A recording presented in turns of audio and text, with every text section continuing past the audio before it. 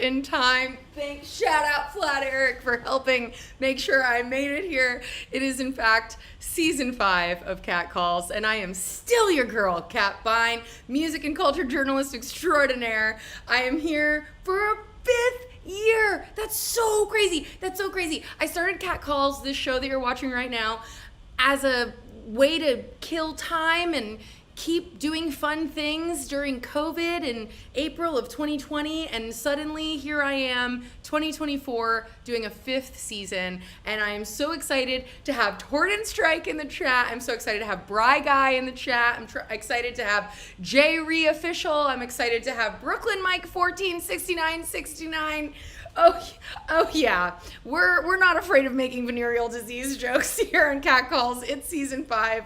It's already spicy, and it's gonna only get spicier because I am kicking off season 5 of Cat Calls with a friend who I've known in this here party scene for going on, I don't even know how many years it's been, 7, 8, I don't know. We're definitely old. Everyone please give a round of applause to my friend Devon James, everybody. Yes. Devon James, all right. Yeah, simmer down now.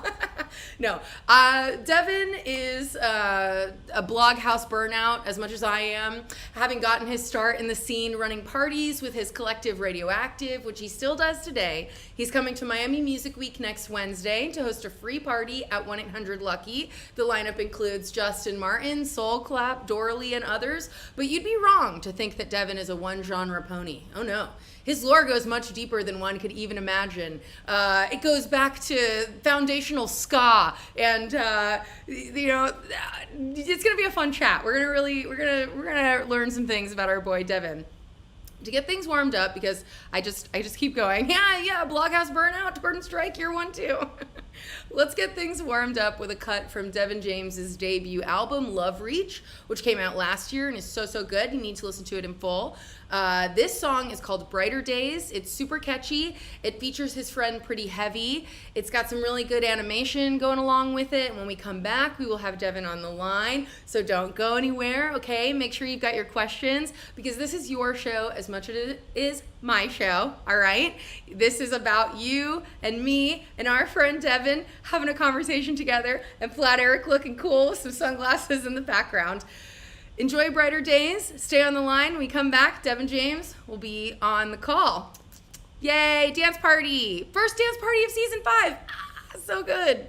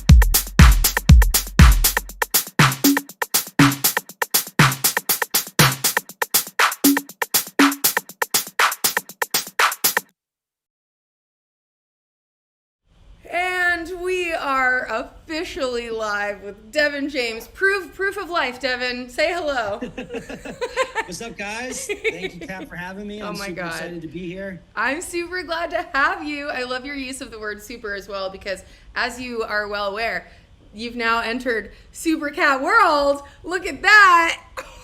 Mine's super faded, but yeah. Yours went through the dark pipe, and then that's everything I say just sounds fucking wrong today. I'm gonna stop. Hello, welcome. We were just listening to Brighter Day with Pretty Heavy. I love that track. Honestly, I really love the whole Love Reach album. I think he did such a wonderful job, and I want to talk about it more in depth, but tell me why Brighter Day was a track that you decided to highlight today. Why'd we start our chat off with that one? So I think that it was just such a significant track to me because it was really the point where I decided I wanted to do an album. And basically I started that song at the very start of the pandemic. And I really wanted to make something that was kind of happy, a little bit uplifting, but I also had been going through a lot of transformation personally and musically, and as we all kind of were at that time, personally at least. It was such an important track because it was one of the first tracks that I actually really made that made more currently, that I was this is really something that speaks to me and my background and who I am. And something I know I've told you probably in one of our other conversations in the past is around the first time that I really discovered who you were, around 2012, 2013, I was doing another project called Chemicals of Creation, and I was doing, as you mentioned, We Love Bloghouse. I was doing some more electro sort of Moonbatone. I was doing electro house. I was doing all the trendy stuff. I was really trying to play that game and fit into everything, all the trends and what's popular. And I remember sitting in my apartment at McKibben Lofts to, show how deep I go. I was sitting in my basement apartment, which later flooded a couple weeks later. Fuck. But it was illegal for us to even live in there. But I was I remember having this awakening, this thought. I was why am I not connecting? I was trying to make a trap song. I was why am I not connecting with this? And it was also around the time that I started working with Felix the House Cat a lot, and I was starting to work on his album. And I just I guess I was thinking a lot about stuff, and I had this thought. I was there is a difference between the music that we want to make and the music that we're supposed to make. Meaning the music that we want to make is what's going to get us. We kind of talked about this, but this might be a nice segue. What's going to get me success? What's going to blow me up? How am I going to get known? Doing all that stuff versus just really trying to make a statement, or figuring out what your addition to the conversation is, kind of see music as a conversation. And, we use music to make a point. So why would I try to make the same point that everyone else is already making over and over and over and over again? Why don't I add something new? So, so Brighter Day, really long tangent of that. No, I loved the whole kind of well, we're going to do that a lot, I'm sure. So Brighter Day to me was one of those songs where I was this is me. This is just has so much of who I am behind it. It was a real song. I've come from a songwriting background. And another cool little bit is that my dad plays that main piano lick on there. That's awesome. Yep. So you talked a little bit about my background in ska. Yeah, I mean, I know I didn't even really drop the whole reality of it. I just was teasing. Yeah. I mean, well, I knew we'll get into it super quick, and obviously it's right off the bat.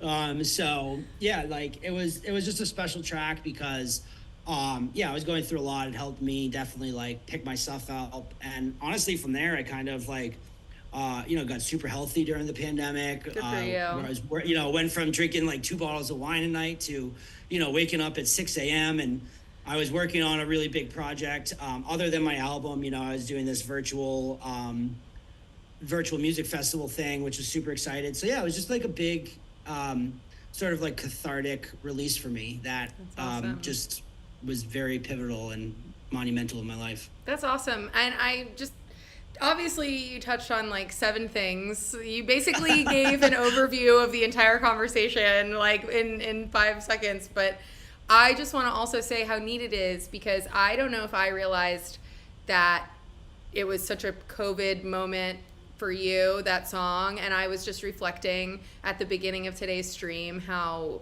this Catcalls was that same thing for me. You know, it was like, oh, suddenly I've got a lot of time on my hands.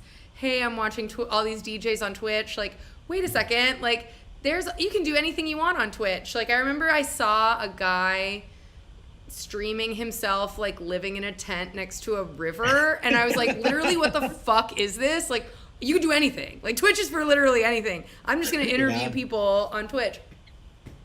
And for, transformative for me as well. So very cool that here we are 4 years later, at the other end of our transformational COVID journeys together. I love it. Go us, right? Go us, yeah.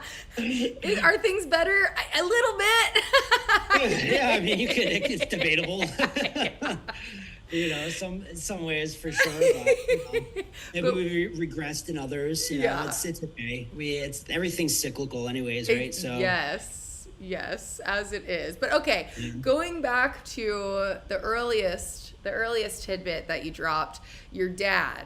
So for some people in the chat who don't know the Devon lore, they might not understand why it's so cool that your dad is playing the piano melody, not other than the fact that it is very cool to have one's parent on their song. But your father is very musical. What was your father's deal while you were growing up? Yeah, so my dad, he joined a band called the Scatolites, which was formed in 1964 in Jamaica. They're actually celebrating their 60-year anniversary this year.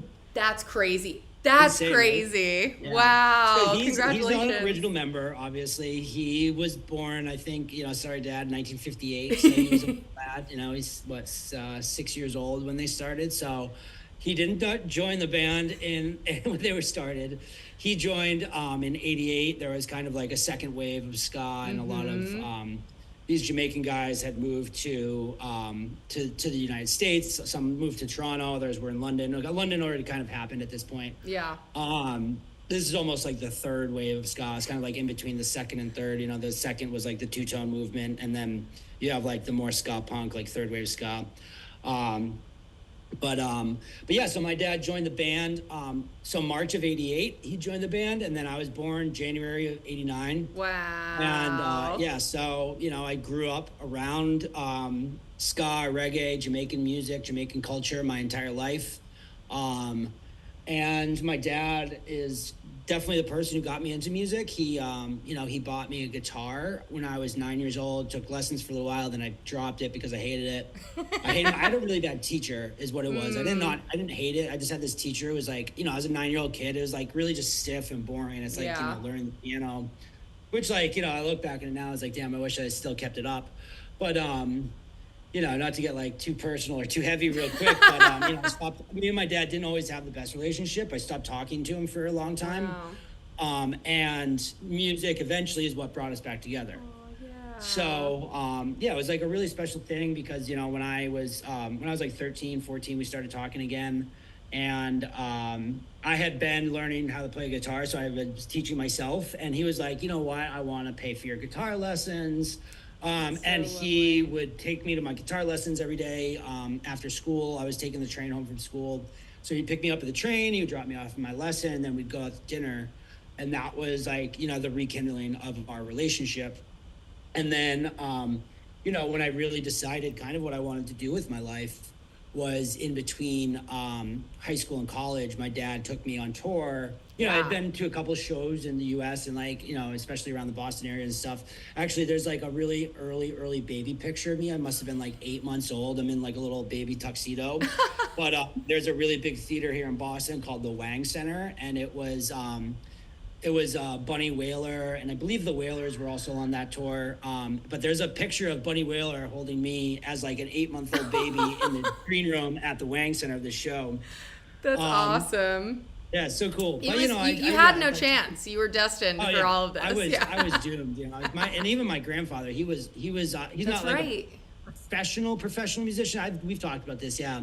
But he was a tuba player. He played in like Cracker Jack jazz bands, Dixieland jazz bands. He was on the Ed Sullivan Show.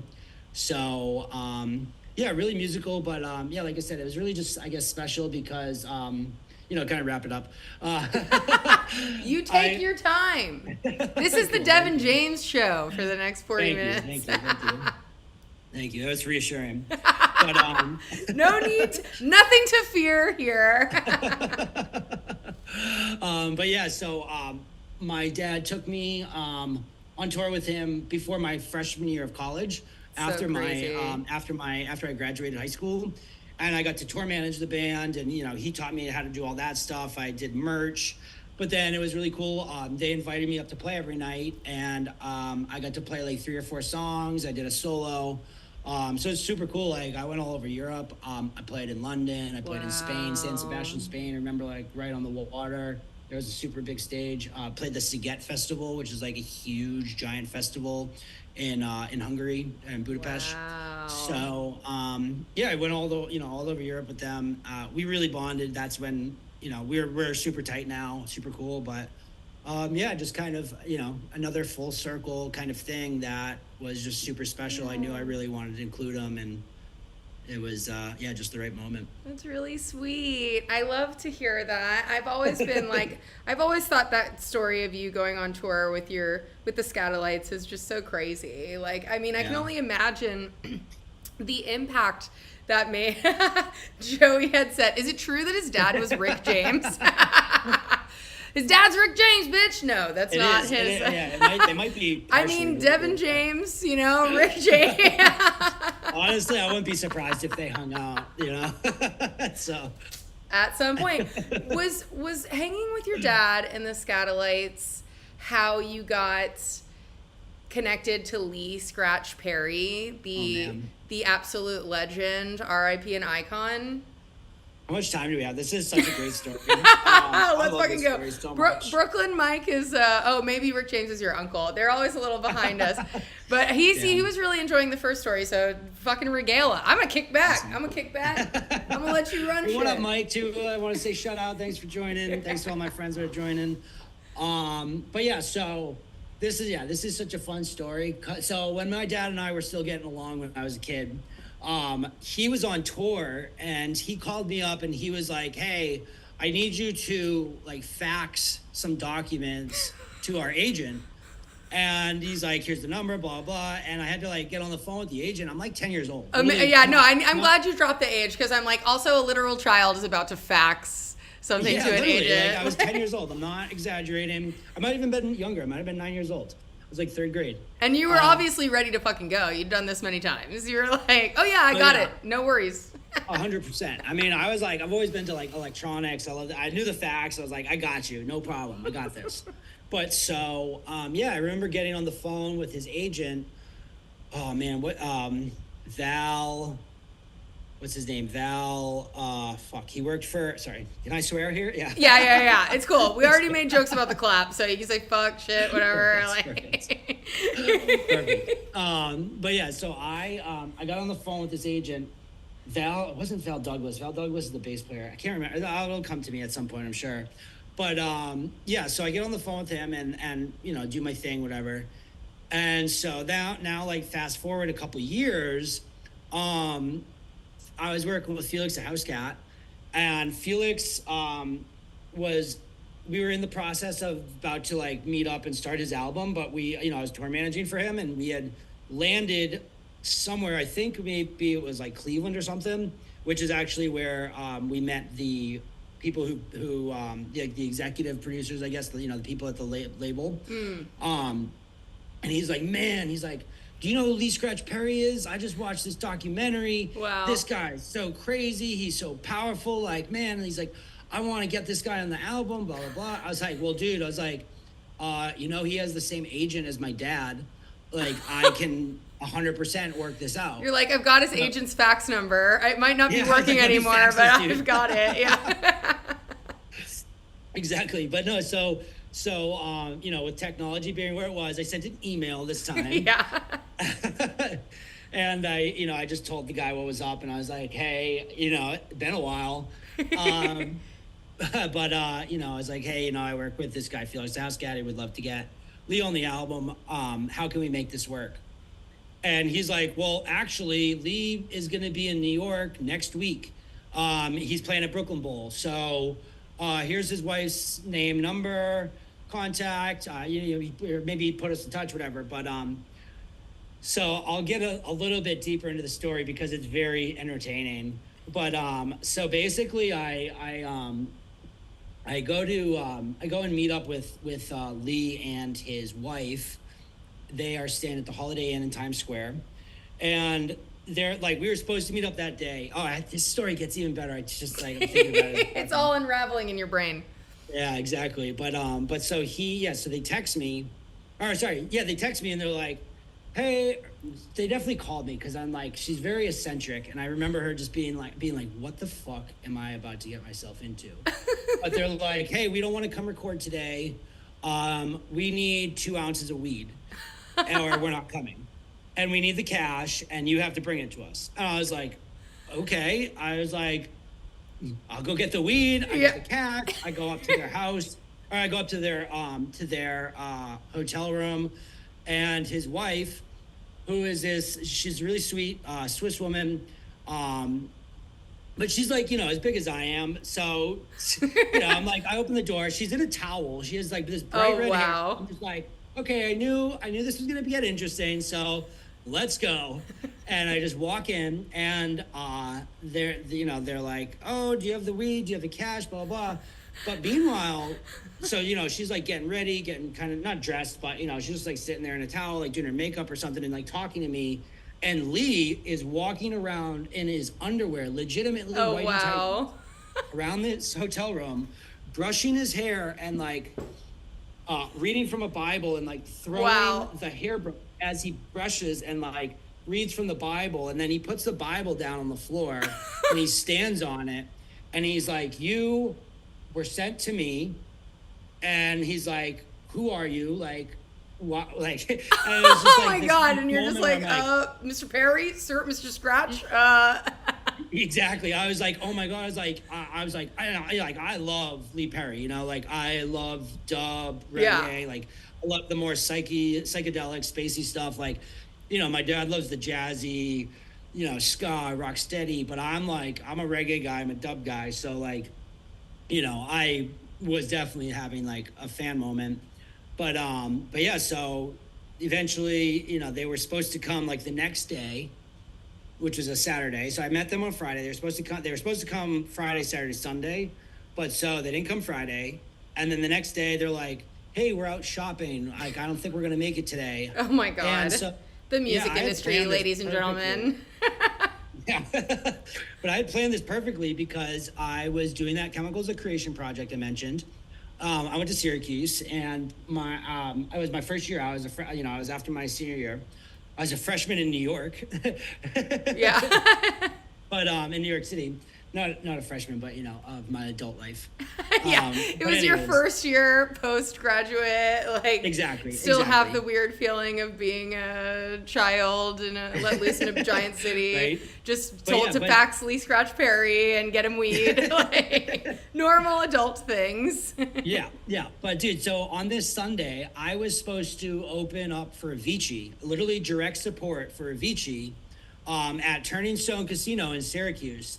And, I'm sitting there that night when Lee's like, oh, we'll come tomorrow on Sunday.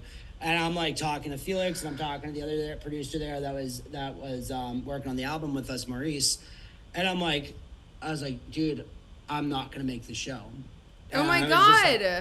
Yeah. And I'm just sitting there and I'm like, and this goes back to like, the kind of idea where it's like, I had this revelation about the music I wanted to make versus supposed to make, like right before. So I was like, you know what? I was like, this is my test. I was like, I need to stay here and do this. Yeah. I, rest in peace. Don't really care about Avicii. I'm already on the way out with all this music, this scene and stuff. And I'm about to make music with a living legend who means so much to me and like means so much to the world. Has been through so much, and I was like, I had to text the promoter, who is a friend of mine now. This guy Adam Lederman, who runs Mass EDMC. He actually is like a manager for Truth now. He does a lot of dubstep stuff, but yeah. And I was just like, dude, I was like, I am so sorry, but I need to cancel the show tomorrow. And I think he was definitely a little bit upset. Yeah, I could imagine, right? It's like 24 hours until. Yeah, he gave me a big opportunity. Always thankful for that. Yeah. But I just had to do the right thing for me. And Lee and I became super, super tight after that session. It was like literally one of the most powerful, magical experiences of my life. Like we held hands at the end. Oh my God.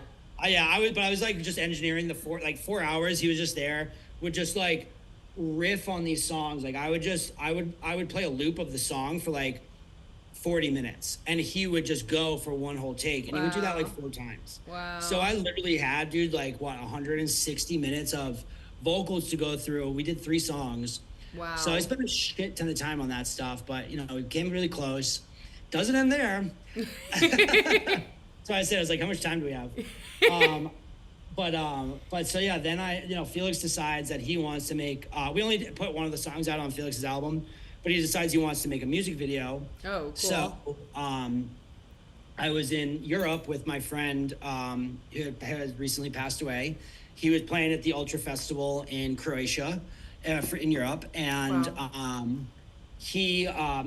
was there with his family, and then I went from there to London to meet up with Felix, shot some scenes with Felix, and then I flew to Switzerland, and I had rented a tripod and a green screen in UK, and I did fly on Ryanair, and I knew EasyJet, and they made me check the green screen and the tripod, and I was like, no. I was like, I've flown on this airline before. I am not checking this. It's the most important trip of my life. Sure enough, I land in Switzerland, in Basel, Switzerland, and they lost the luggage. They didn't have it, and I only have like a window. Yeah, I had a window to get to Lee's house, so I was like, you know what, fuck it. And I was like sitting there crying. I was like, I like didn't know what to do, and I was like, you know what, I just have to go. I just have to go to his house. I just have to get there. I'll figure it out. I have the camera. We'll figure it out. I'll put it on something. And like, my friend John, he directed it with me, and he was doing all of like the compositing for all the green screen stuff. So he's like, dude, just get like a white sheet, do it against a solid background, whatever, just like you'll get it done. Don't worry. So we had a great, amazing, insane, incredible experience at his house. Again, like just bonded super hard. But another like funny story, he's like, he has like, if anyone knows him, he's like has hats with stuff pasted all over his hats. Mm-hmm. His shoes have like mirrors on them, and they have writing, and like his living space is exactly the same. Not even his living space. His wife, kind of takes care of all that, but his like studio and his garage, there's just stuff everywhere, like everything out on the floor, like magazines, receipts, artwork, like a prize that he probably found in a Cracker Jack box. Like just shit's everywhere. And I remember I go to move a light that was not plugged in. It was just in the middle of the floor. And he's like, don't touch anything. Don't move it. He's like, this all has an energy, and the energy's arranged in a way that like I need it to be. So please just like, don't disturb it. Wow. Like, no problem. Just an absolute eccentric artistic genius. Just like the pure definition, just the absolute pinnacle of mad creativity. 100%. But we sat down after all this. We got it done. Music video was great, but we sat down, had a nice dinner of cheese and potatoes. Nice. Just me sitting there with him, and like that was the first time like he actually calmed down. He was like kind of acting like a normal person. He just needs to eat. That happens to all of us. Yeah. And then to wrap it up now, he was coming back to New York, and I had my dad's friend, who also was tour managing the Scatolites, was his tour manager now. Oh wow. Yeah. So I was like, can I get into the studio with Lee, like while you guys have some downtime, because he was already getting into the studio. And she was like, I don't know, blah blah blah, like maybe not. And I was like, well, like I'll talk to him, I'll figure it out. And they were down to do it, but it was really the studio, and it was the old Red Bull studios in New York. Yeah.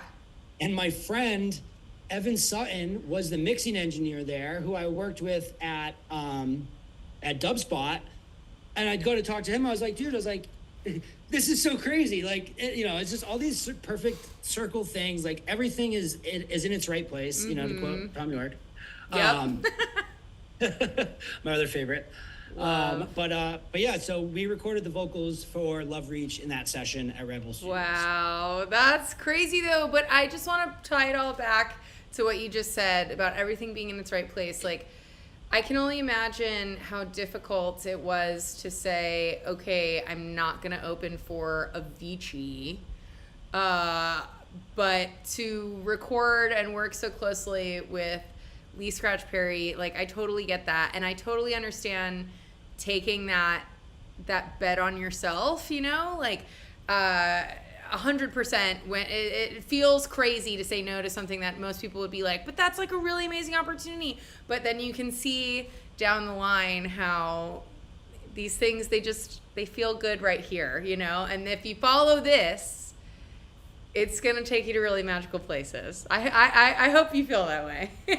Yeah, no, 100%. And, I'm glad that you just said that, because it kind of opened the door for something that I wanted to touch on, which was like, the idea of success and like, figuring out what success is for you. And like, I was definitely in the process of that whole journey, and just like, like I said, with the whole music thing. And it's like, for me, success isn't, it's not being the most popular person playing the most popular music. Success to me is living like a creative lifestyle where I get to be in charge of all the decisions I make. I get to really, make an impact with my music, even if that impact is just for me personally, whether I'm just like, it's just being true to myself, and, like having the means to provide a good life for myself and the people around me that I love. That's what success is. Yeah. And being able to travel and being able to meet new people and try new things and have all these wonderful, amazing experiences that, I probably wouldn't have if I chose to play that Avicii show, because, I'd be in the same rat race as everyone else. Yeah. I'd be trying to battle for the same exact thing that everyone else is trying to battle for, that I just didn't really connect with. And once I found my place, once I found my voice, things just started happening, like the doors just started opening, and like I started having success, so much easier than I had, the 5-6 years prior, while I was just really trying to, be the most popular guy in the room. Yeah, no, that hits really hard, because, I had a really beautiful thing I wanted to say to you, and it escapes my brain as soon as I opened my mouth. I suck today. No, I just am glad to hear that. I think about this a lot. Okay, it's coming back to me now. Thank you. It's been a crazy week. It's been a crazy. I understand.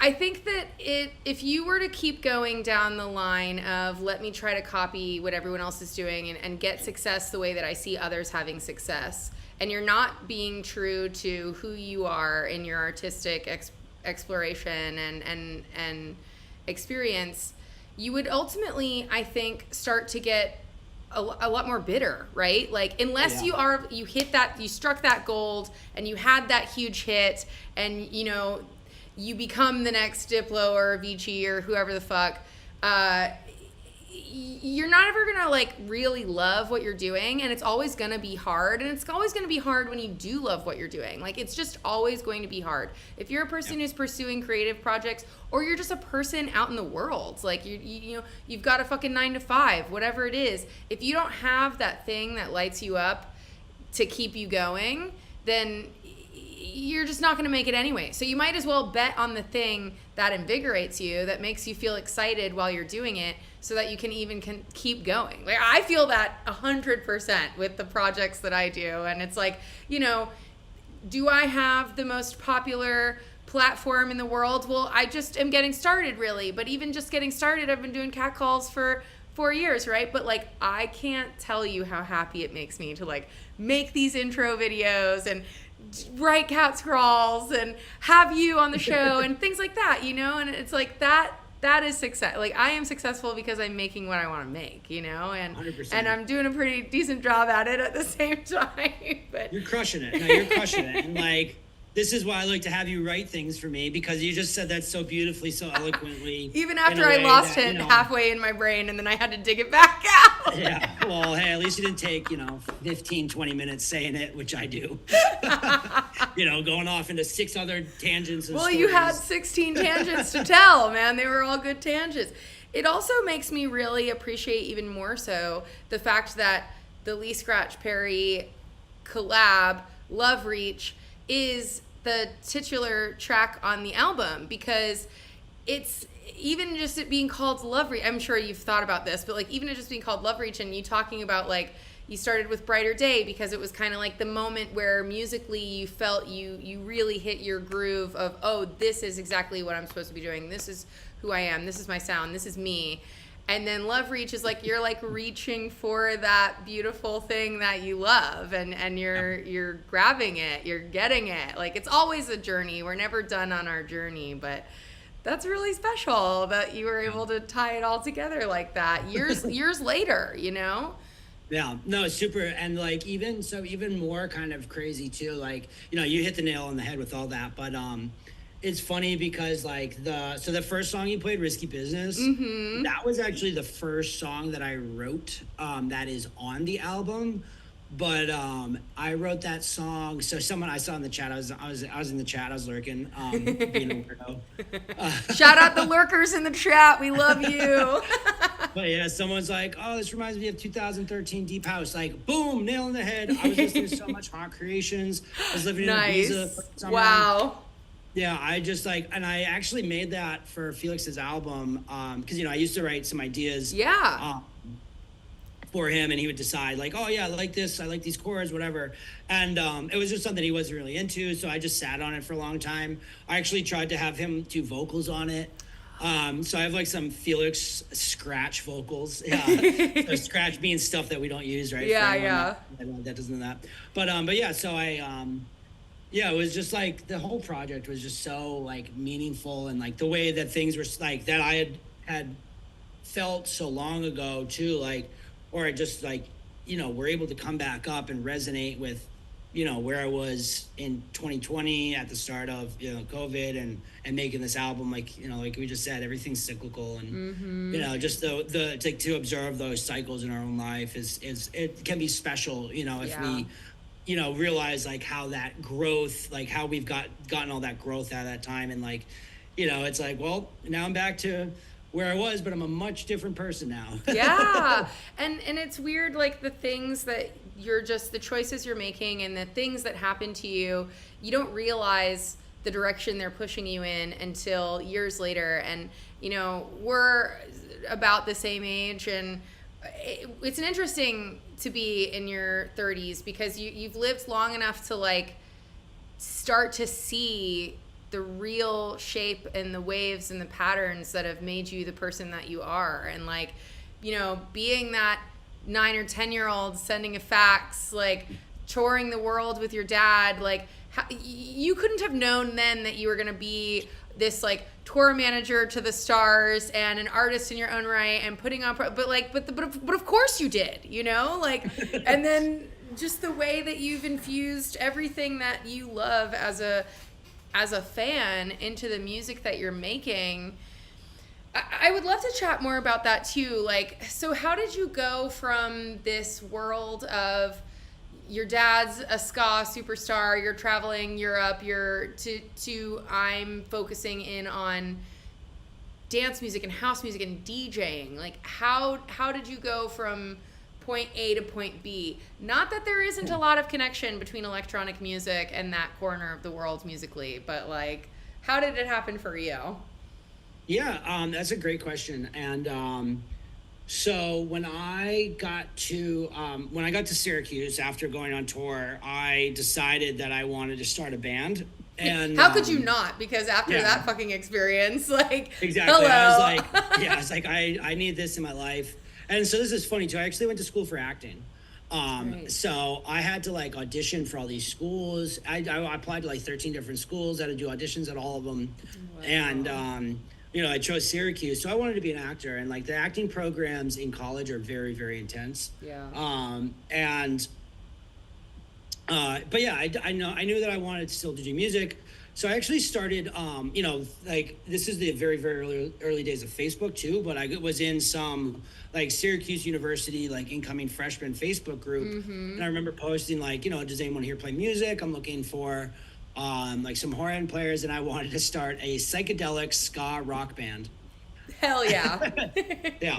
So we did like dub reggae covers of like Chameleon and like Inner City Blues, and like we just did jams. Like it was just so much fun. But eventually it was like we were a 9-piece originally. Wow. Yeah. Yeah, it was huge. And we dwindled down to a 6-piece, but I had a PA system, and that's why we kind of were able to do the band stuff.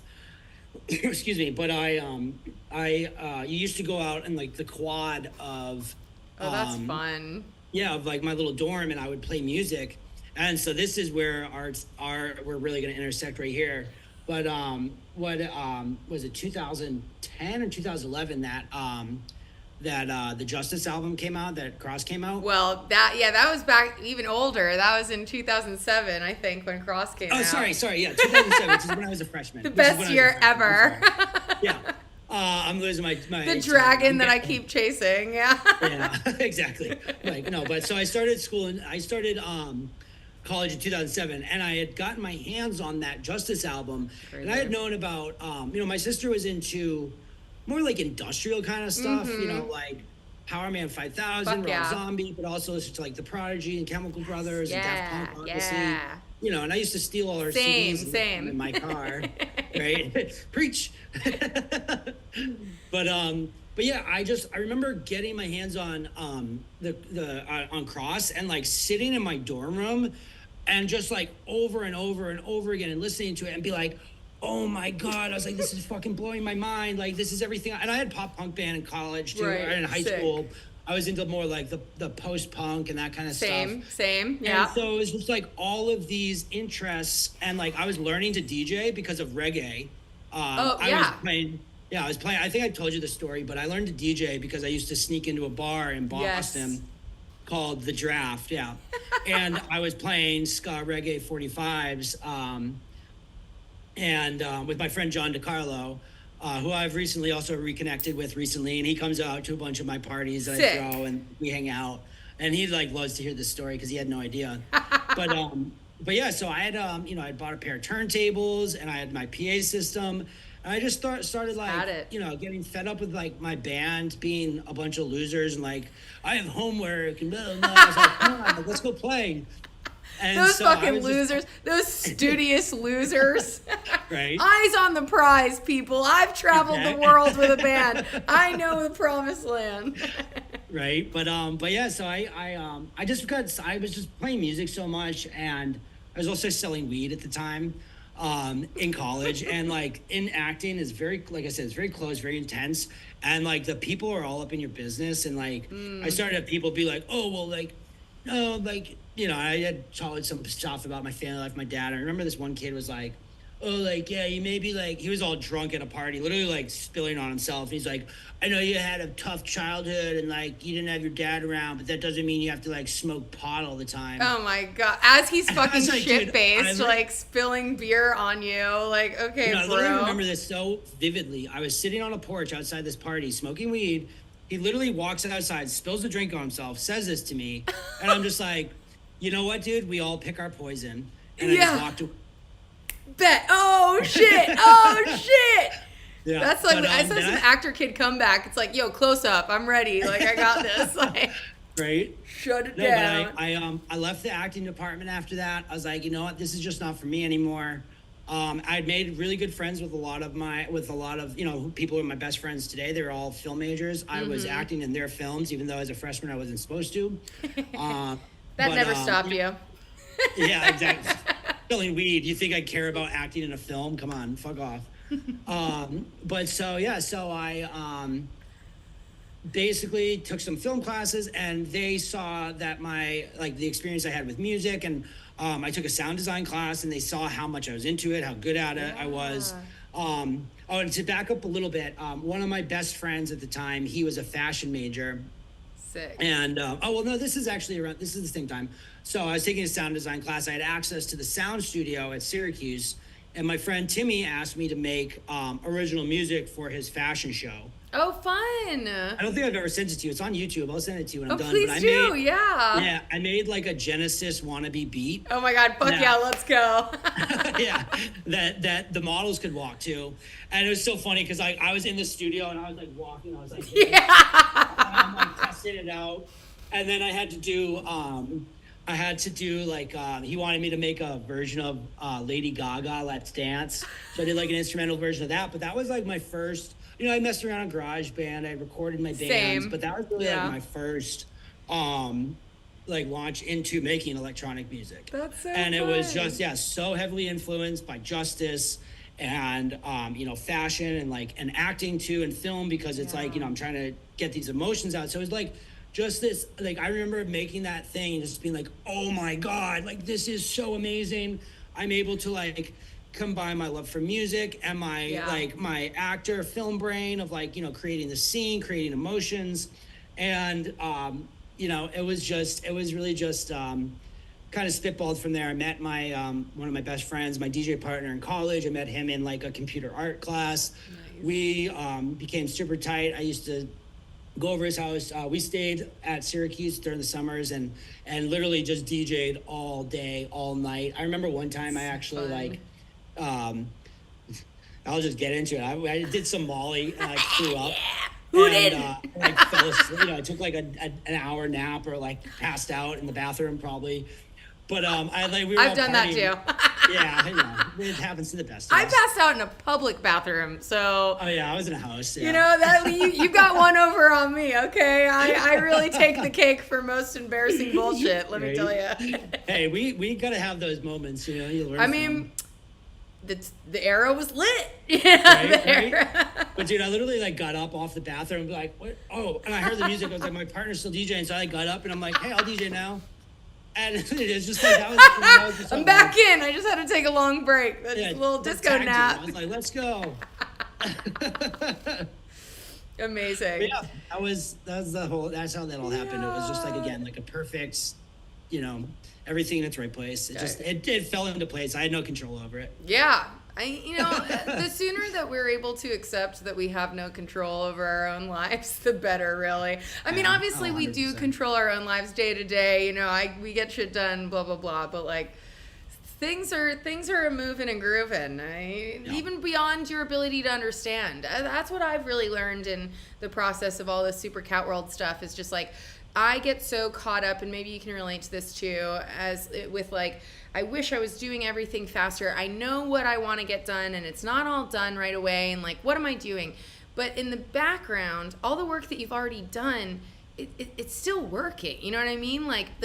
Just because you put something out doesn't mean that in 30 minutes it's over. You know what I mean? I know for musicians, you guys have to feel that way all the time too, because you put out a song and you go, I don't know, it got this reaction in the first week and then no one will ever listen to it again, and that's just not true, everything that you've done up until this moment is built, you're standing on top of it, and it can have an effect anytime. I 100% agree. I used to say, not even about music, but I was I don't have any regrets in my life, and it's obviously I wish there were things I may have done differently. I wish there was people I didn't know, girls I didn't date, whatever, things like that, of course. But I don't regret any of it because it's made me who I am today. And today, right now, in this present moment, talking to you, I'm so happy with who I am and the things that I've had and just, all of this stuff. And without any of the experiences that I have had in my life, I wouldn't be, this person sitting in front of you. So, you just have to be grateful for that. If I hadn't passed out in that public bathroom, I don't know if we even would be having a cat call. If I didn't take that brown Molly. It's always that brown shit though.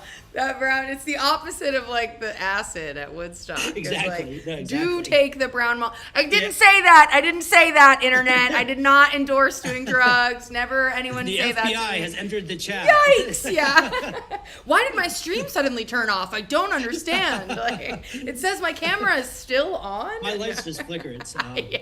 No, I'm just- I also wanted to just say too, like, I loved when you made this statement about like, oh, you could bring all of your interests into one thing. And, you know, the musicians that I love the most, and I have Justice on the brain. You were talking about Cross, their new album's coming out, and like, it's going to be a great year for Justice fans.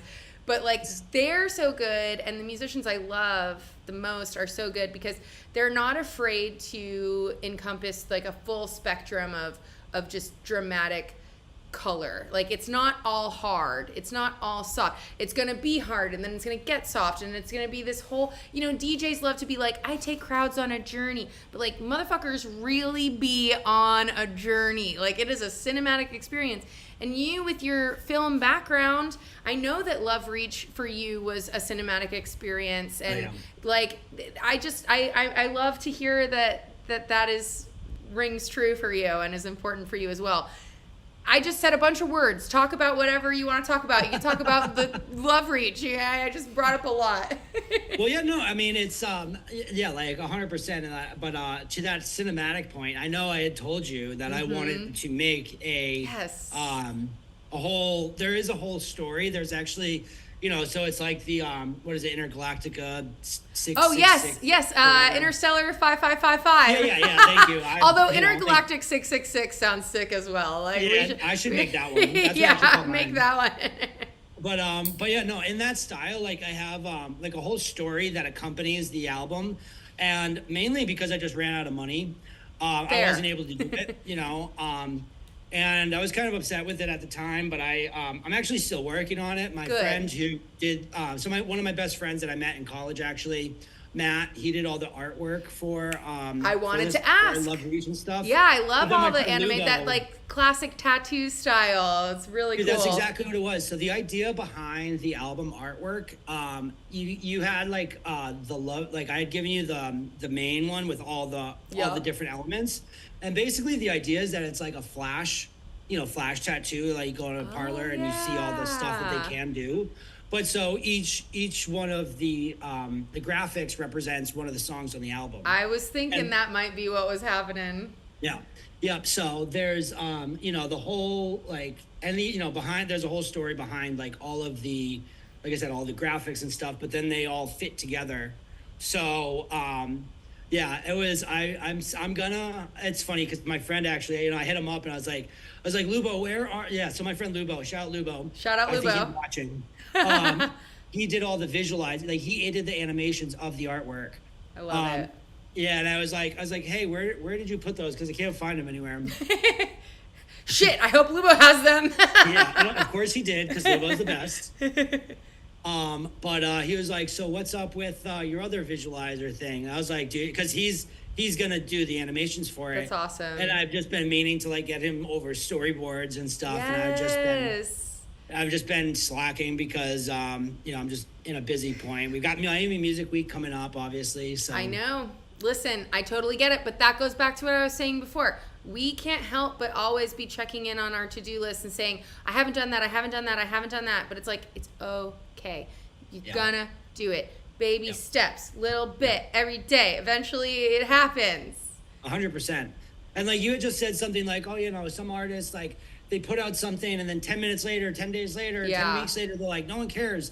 But for me, the album, like I was like the antithesis of that. I was like, this is going to be my statement, like if I add anything to the world, this is it. I love that. And you know what? Like, it's not gonna, and I think about it all the time because it's like, I'm just thinking about ways that I can push stuff out and, keep, spreading the music from that album. Yeah. And, I've come to terms with the fact that I wasn't able to get that visualizer out. I'm just going to do it another time. I'm going to do it when I can because, it's on my terms. Like I said before, it's like based off what I want to do. No one else is telling me, oh, you can't do this. Oh, this is bad, blah, blah, blah, whatever. It's like, no, like this is important to me and I'm going to do it. I'm going to make it happen.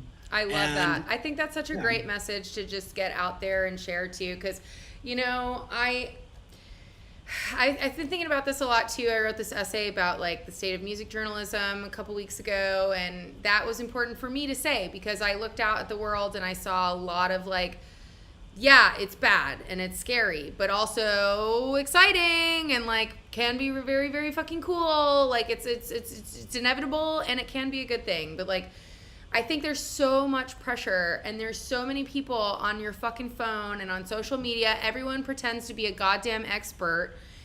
And there's no such thing as a fucking expert anymore in terms of like getting your stuff out there. You know what I mean? Like, fuck off. You don't have to do it like everyone else.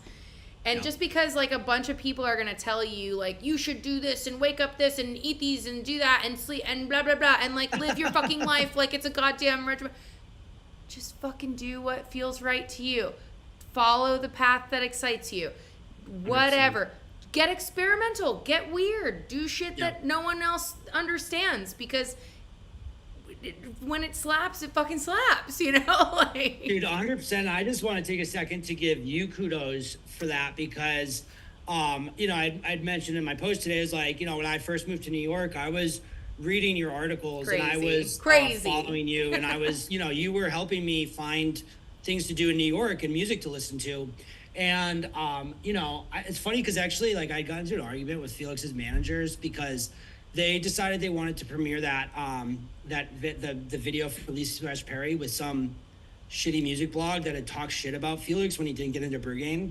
That's and crazy. I was like, yeah, but I was like, let me reach out to my friend Kat. I was like, she does such a good job. I wanted you to premiere it on Billboard, and they didn't let me do it. But you know, once I got, you know, I started working with labels more, started doing more stuff, and I started doing more like PR stuff.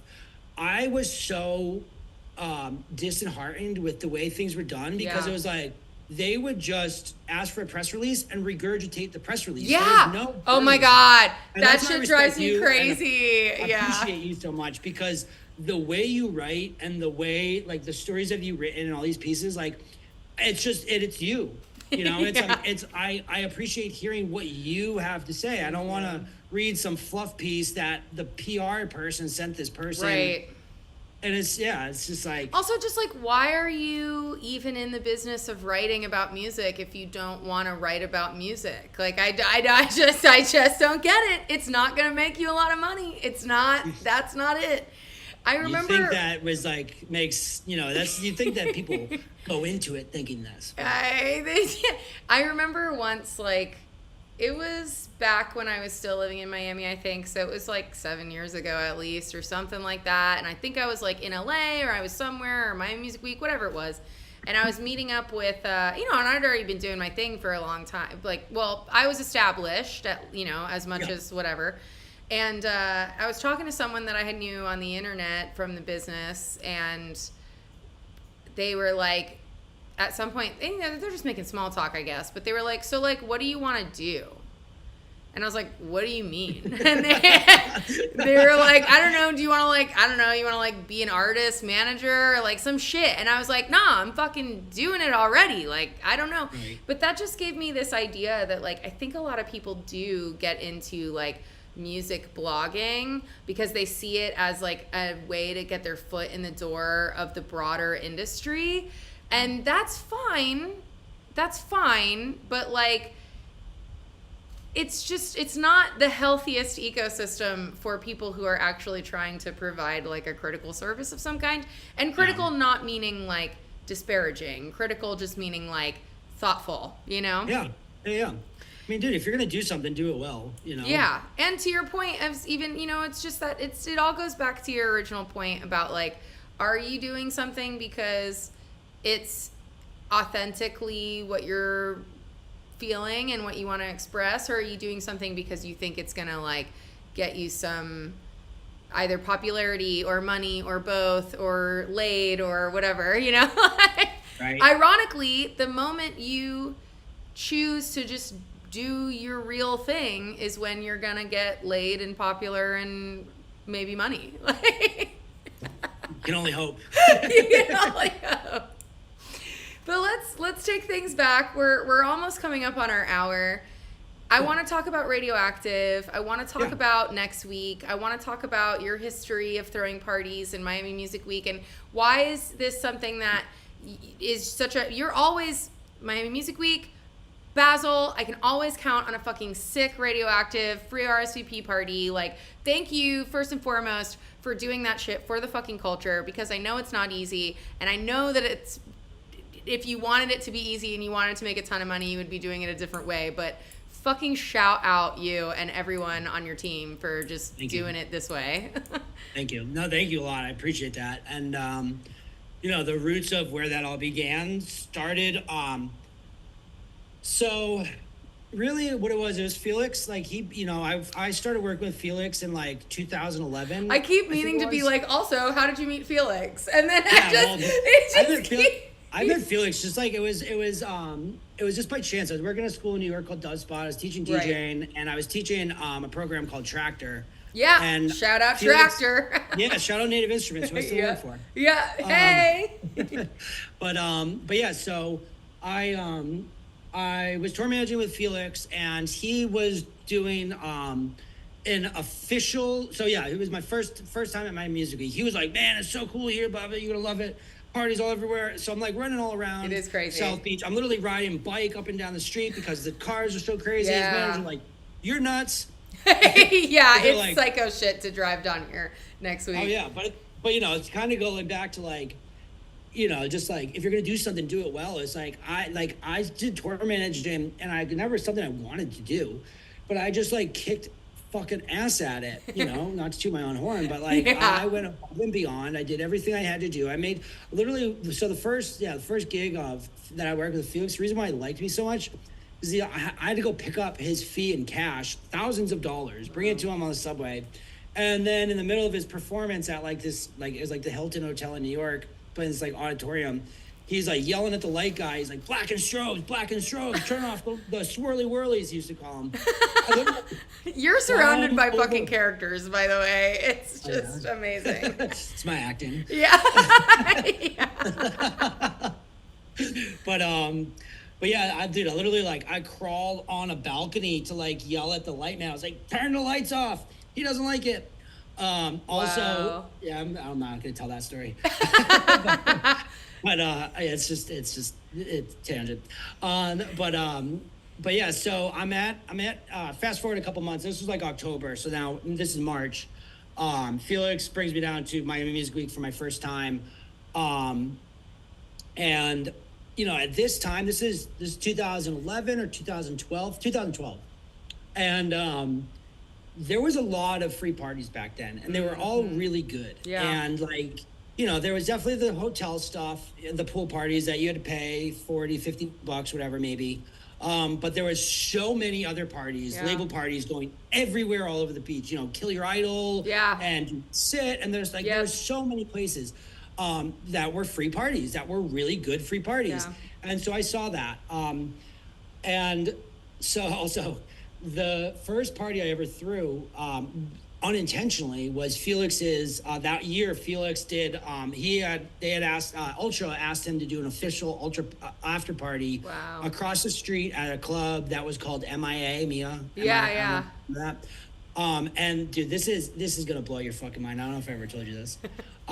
So Busy P is supposed to play this show, right? Oh my God, yeah. Yeah, and actually, I was standing outside of MIA listening to Justice play at Ultra across the street. Oh yeah. So okay, what was this, like 2017 or no? Before that, 2012. 2012. Yeah. I think 2012. I was there. You were probably just right across the street from me. I was. No, you were front row, I'm sure. But I have a good story about that set too, but yeah. Oh, I can't wait. Started front row, was like, I need to find my friends before they play We Are Your Friends. On my way back to find my friends, I saw they had a semi truck parked in the middle where they had used for loading, and it was 2012, so it wasn't as professional as it is now even.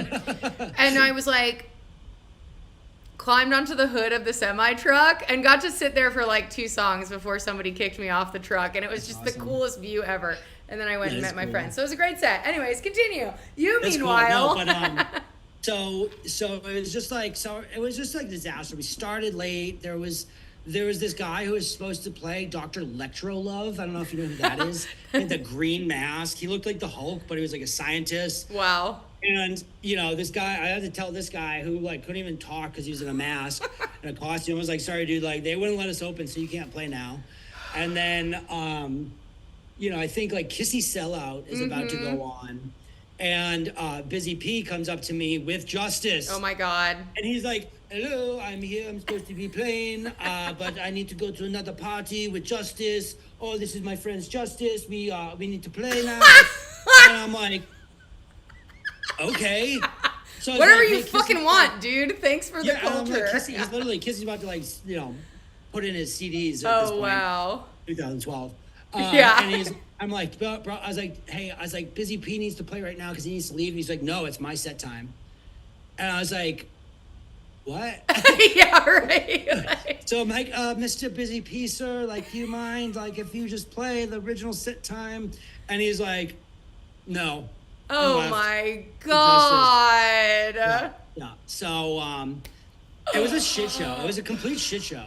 Wow. That whole party. Like, I actually got to play it for a little bit, but then, like, I had one of Felix's friends that just, like, came up and tried to kick me off the desk. She's like, oh, like, they said that I could play now. Oh my God. I literally just played one song. It was something in the air. I mean, low key, Busy P should have just played his regular set, but I get it. You're Busy P. Like, exactly. You got shit to do. Respect, it's like you can do whatever you want. You're Busy P. Right, but I just I think I had saw that and I was like, I could do this so much better if I actually, like, had more than a day's notice that I was doing this. Yeah. And so my sister was living in Miami at the time too. She was on First and Collins, right across from right across. She was like a little bit back from Nikki Beach, it's a beautiful place to be. Yeah. Where's the little pizza place that's right on the corner there of, like, First and Collins, or First and Ocean? I can't remember, but it doesn't matter. Anyways, but so basically, my sister had a place right there, and she helped us find a venue. Actually, no, it was someone at Dub Spot that helped us find the venue. Nice. And we got robbed basically at the venue. We had, like, Felix the House. This is 2013. We go back, and I threw our first party, which was free. The guy, it was like, a middleman type situation where they were like, oh yeah, you do this, you pay me $3,000. Fuck. Yeah. So we didn't make a dime back. We probably lost like $5,000. It was pretty much all my sister's money. So shout out my sister. Love you. Shout out your sister. Thank you for helping that. Yeah. But yeah, and it's just like, we just kept going. And I'm just like, I'm just this kind of person. I like to do things on my own. And it's like, I really like to do things when people tell me I can't do them. Yeah. So, or just like, I see people do things a certain way. I'm like, I can do this so much better. But yeah, we just kept returning. And that throughout 2013, 2014 wasn't the best year. We were, no, this was out. I can't remember. It was something, we were supposed to do something, but I forget what 14 was. Oh, I remember 14. 14 was good, but it wasn't that great. We had, like, the Knocks. We had Eagles and Butterflies. Damn, what a fun lineup. Yeah, it was a great party. Great party. Yeah, Treasure Fingers, Codes. Well, it's funny because it's like when you have the behind the scenes of all this and you're the one throwing the party, it's like, yeah, the party's sick, but like, oh my God, I'm just full of trauma from what was actually happening. A lot of trauma. Like, I actually have so much gray hair now.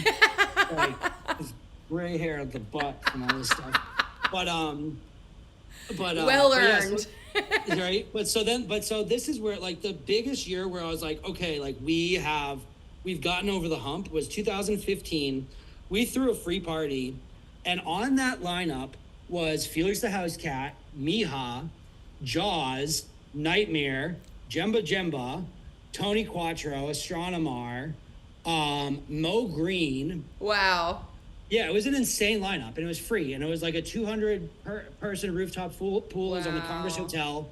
And after that, I was just like, like, every year we started doing more parties. I started to know what I was doing. I started working with other people.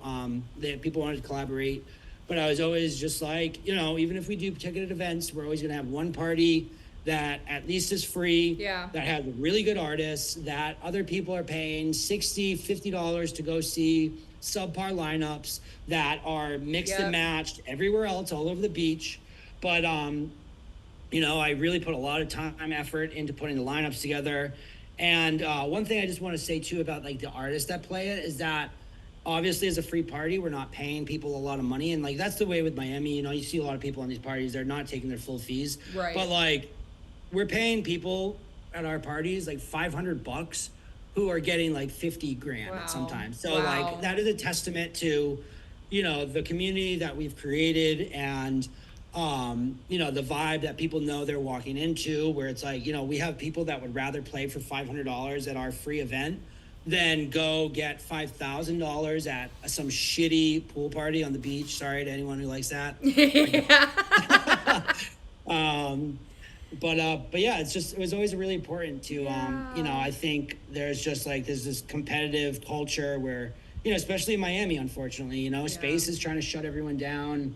They're trying to stop everyone from playing with each other. And, you know, obviously Ultra does that too. It's a little bit more understandable, but, you know, it's just like, I just don't subscribe to that. I think that there's enough for all of us to eat. I think that we can all have a piece of the pie, and, you know, the bigger our scene is, the better off it is for all of us, the stronger it is. So, you know, I'm just trying to keep that sentiment alive that made me fall in love with the city when I first went. Exactly. And obviously I'm such a fan of that ethos in general. And it's like, it's that sense of togetherness and excitement and like spontaneity. And just like, that's what make me part of this scene in the first place. Like, it was just like fucking wild ass house parties and club nights and just like, yo, what up? I don't know, you want to party? Like, yeah. Right. Exactly. Hell yeah, exactly. for the culture. Have you heard this? Like, it's dope. Yeah. Like, just trying to spread love for sure. And I think that there is a way it goes back to what you were saying. How do you define success? That is success. Like, you're doing it. You're providing, you're sharing, you're creating this space for people, artists and attendees, you know, as well. Oh, yeah. So, fuck yeah. Well, it really is like, you know, trying to just to spitball on that too. Like, it is really something for the attendees too, because like another big thing at our parties is like we try, you know, we've obviously expand out, and like 1-800-Lucky is a fairly bigger spot. Yeah. Such a great spot too. I love it. Vibe. And like, you know, I love working with those people. You know, shout out to all those people. Like, they're amazing to work with. They get our vision. They support us, and it's amazing. But like, you know, you know, the artists and the fans, the attendees, everyone that comes together, like, they know that everyone's just going to be there. So like, you could be rubbing shoulders at the bar with Scream after he just played, or while he's about to go play, because we don't have a VIP, we don't have table, we don't have even a green room. You know, like, we do have a little roped off area where the artists can stand and be private, but they don't always do that. They're standing out with the people. So it's like, you know, it's I don't even feel like it's something that I can take credit for, because it's just like, you know, it's you know, the people that have come together over the years, and like the community that was formed. Again, like, naturally, I didn't force this. It's not something I ever thought was going to happen, but it's just the way that the world wanted it to happen. The way that I'm a super big, firm believer in energy. I mean, you were hanging out with Lee Scratch Perry. That had to fucking rub off a little bit. Exactly. But yeah, I mean, energy attracts, and like, you know, we just can't ignore that. So, you know, it's the kind of thing, like, if you build it, they will come, and they true. have, and they're continuing to do so. So I'm so grateful for that, and just so excited by that and inspired by that. Hell yeah. And they will come on Wednesday, and so will I. I'll be there. I told you that this hour was going to go by fast. Yeah. And it really, really did. I feel like we're just getting started. I know. I'm like, honestly, I got to have you on again. Like, we got to have another check-in ASAP, because I know that you've got way more stories to tell, and we could just go on and on forever. But I will cut us. But I'm going to play Love Reach on the way out. Awesome. You already shared so much about that song. If there's anything else about that song you want to... I know, Lee Scratch Perry and Felix Scratch vocals. I thought about that too. Exactly. But I want to shout out Jordan. Jordan was at your party last year with me too. We'll be out and about. Okay. Awesome. Yeah. Is there anything else you want to say, or anything else you want to share before we cut this one conversation off, because there will be more? Good question. I'm trying to think if there's anything like that I want to share. I don't know. I mean, I guess we definitely. There's so many things I could say, but I guess I'll just leave like just like a bit of a life advice. Like Yeah. it's just so much based on like what everything we've already said, but just don't be afraid to be yourself and like have confidence in who you are, and like there'll be people along the line that try to tell you that you're not doing the right thing, or they want to tell you what they think about what you're doing and whatever about it, whatever. But everyone has their own lives, and you're the only one that gets to live your life. So if you're confident in what you're doing, and like everything that you're doing is like good, inherently like good, it feels good, if you think it's the right thing to do, then fuck everything else, fuck everyone else. Don't listen to what people said, like what people tell you need to do. I'll work this in here because I know we said it before, but like I don't make Spotify edits and make my songs shorter because I don't want to do that. Yeah. Because it probably hurt my my plays and like my reach on my love reach. Yeah. Also, another quick turnaround. I did a Valentine's Day card for like songs off the album, and I said my love reaches around for you. I have to send you these Valentine's Day cards. Please do. That's awesome. Yeah. Oops, dropped my phone. But yeah, so just my motivational speech of the day is just be yourself. This is a great. It's actually Oscar Wilde didn't say this, but it's attributed to him. But it's be yourself because everyone else is already taken. Yeah. Is just something to live by, and Absolutely. I think that as we've been saying, if you just do what you want to do and figure out what makes you happy, then you will have success, you will be successful, and you'll love every minute of it. Yeah. So even when you're freaking out, you're gonna love it. I can attest to that. Right? Yeah, that's the other thing, learn to love those like the down moments too, because you can't be up without being down, and going on that journey. Yeah, it's true.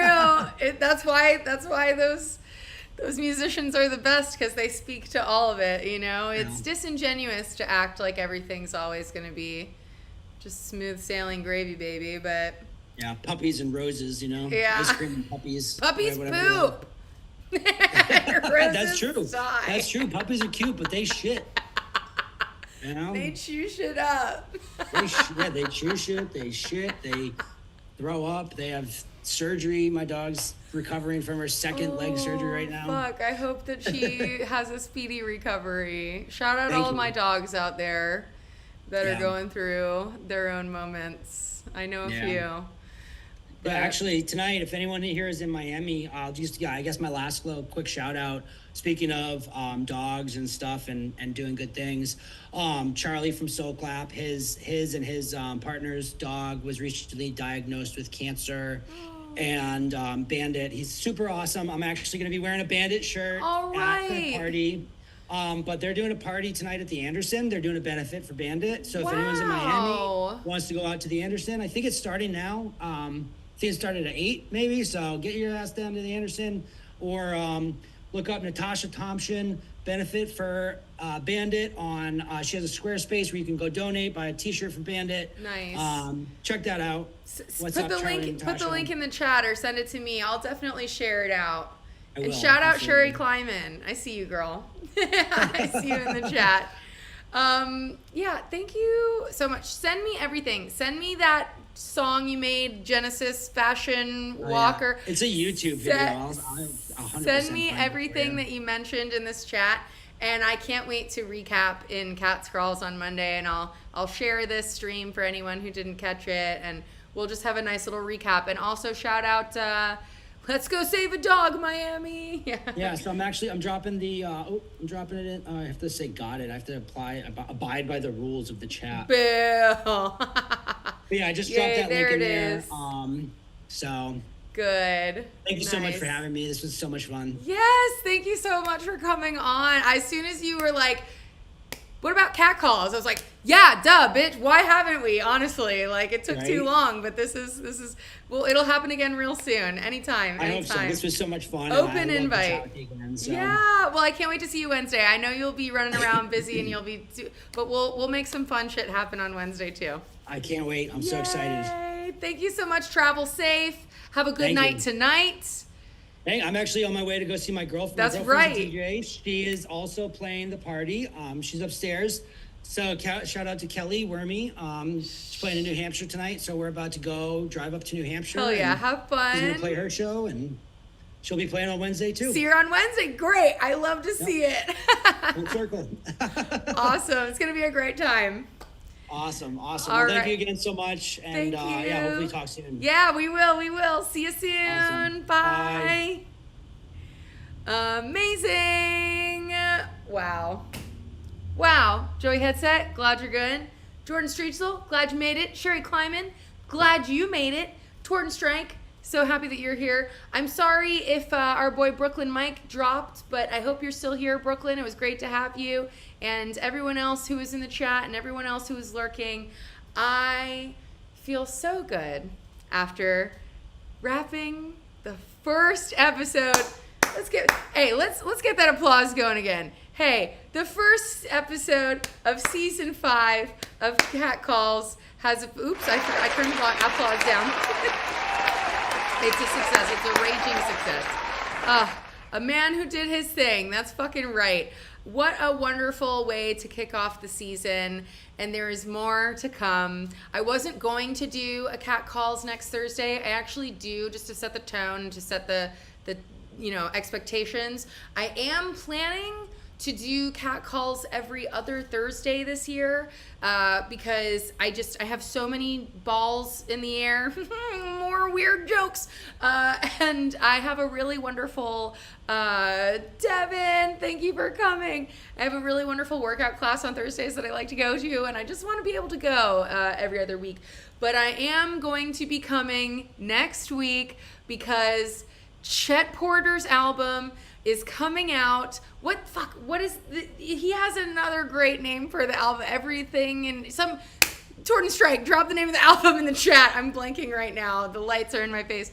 But his album is coming out after years of working on it and waiting. And I know he's been through so much putting this album together. And I met Chet randomly at a music festival, Electric Forest, in like 2017 or something, and he's so funny and he's such a character. And when I saw that the album was coming out, I reached out and I was like, bro, it would be amazing to have you on Cat Calls. And he was just like, bitch, let's go. He didn't say it that way, he doesn't talk that way, but you respect all of my balls. That's nice.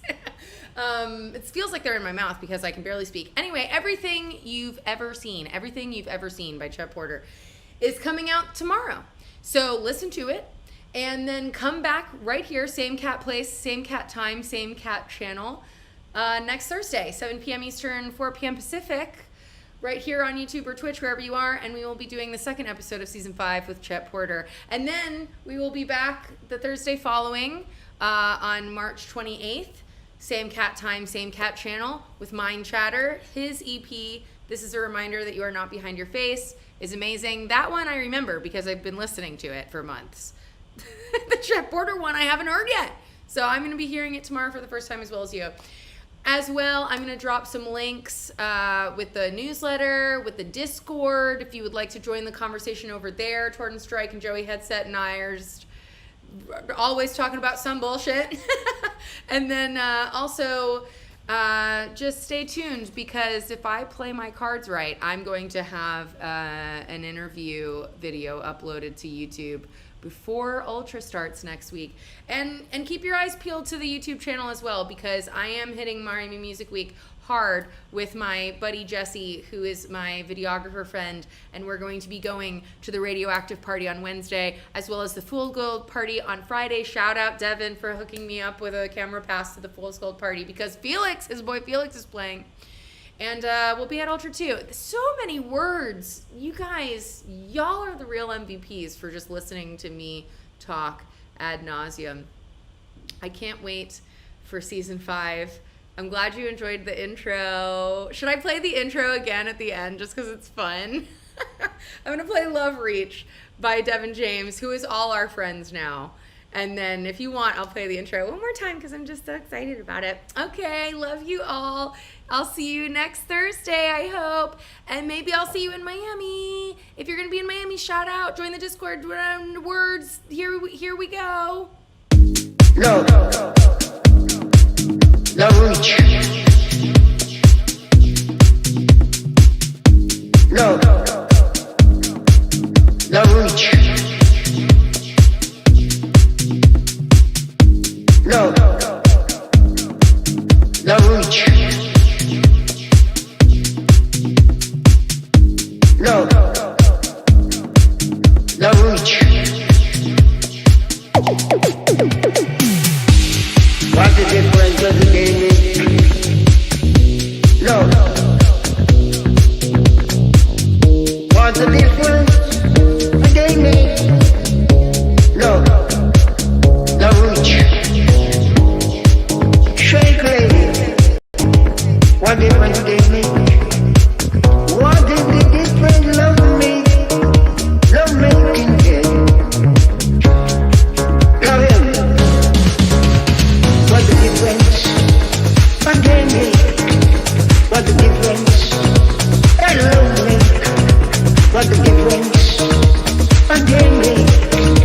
What the difference? That love make. Love reach. Love reach. Love reach. Love reach. Love reach. Love reach with the eyesight. Outside. Love him. They have the sun. It's sunshine in the day. And the night at the moon too.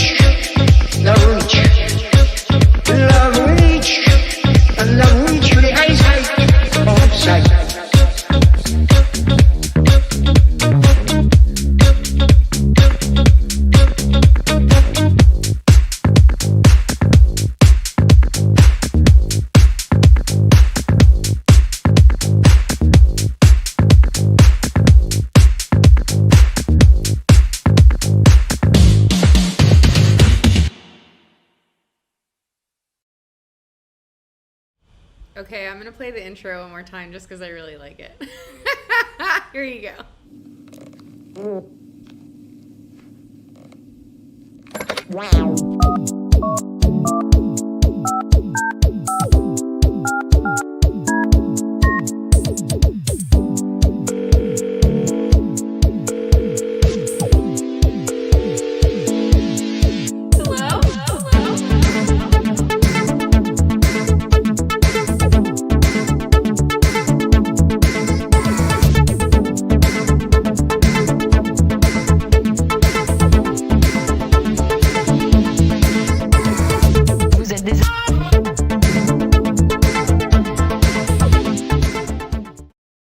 Okay, just kidding.